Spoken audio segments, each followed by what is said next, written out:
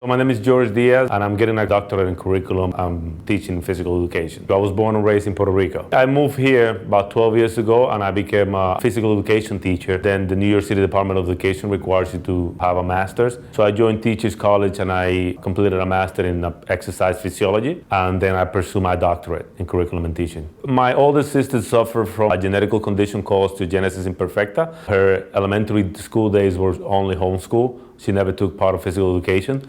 So that's what drove me to become a phys ed teacher. I wanted to do a study in the attitudes of students with disabilities toward physical education. Once I started reading on the literature, I saw that there was not a lot of Latino stories, maybe none. So I decided to look into the attitudes of Latino students toward physical education. There's not that many graduate programs that focus on physical education. I did not want to do a master's or graduate studies just because and keep my job in the Department of Education. Simply, I wanted to pursue what I'm passionate about. So I look at the attitudes of Latino students toward physical education, their association with English as a second language classes, primary language spoken at home. So what I found was that students who were born here in the United States, they have a higher attitude toward physical education, and students who were born in other countries such as Puerto Rico, where I'm from, or Dominican Republic, who are enrolled in English as a second language classes, they also have a higher attitude toward physical education.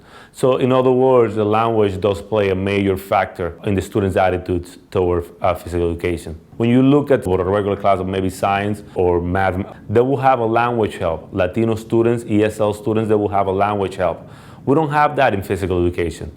They usually model and they do what other people do. So what I hope that this story brings is to shed light on educators that they might need language objectives, that they might need instructions in Spanish, that they might need charts with pictures and modeling and different ways to teach. They might have to differentiate the instruction and have different techniques when it comes to teach the class. My experience at Teachers College has been an incredible one. I feel like my experience with that seminar group, it was very, very intense.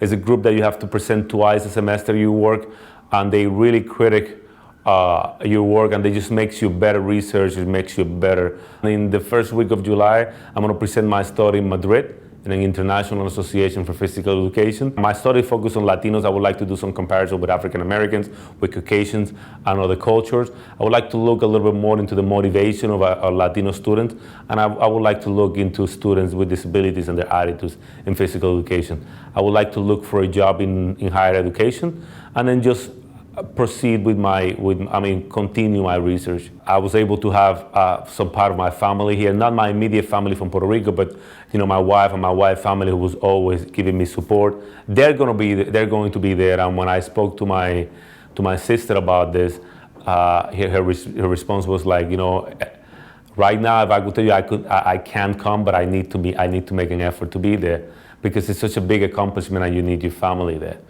So yeah, I'm really happy that she's going to be able to be there.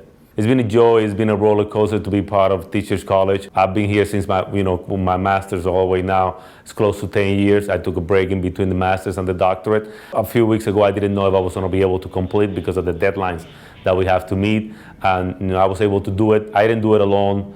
There's a lot of help, a lot of resources that I was able to use. And I'm just very thrilled to be considered an alumni